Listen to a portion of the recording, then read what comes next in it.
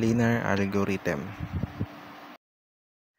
A linear algorithm or linear time algorithm is an algorithm whose time complexity grows linearly with the input size. In simple terms, if the size of the input increases, the time taken by the algorithm will increase in the direct proportion. Sequentially processing. Each element of the input is checked or processed sequentially, one by one. Constant time per operation. For each element, the algorithm performs a fixed constant time operation such as comparison or an addition.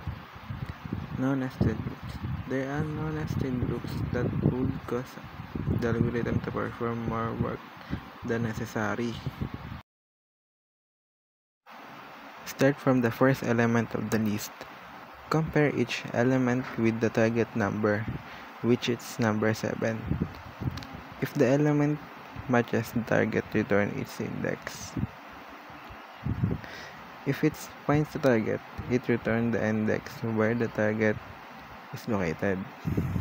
If the loop completes without finding the target, it returns, indicating that the target is not in the list. That's all, sir. Thank you.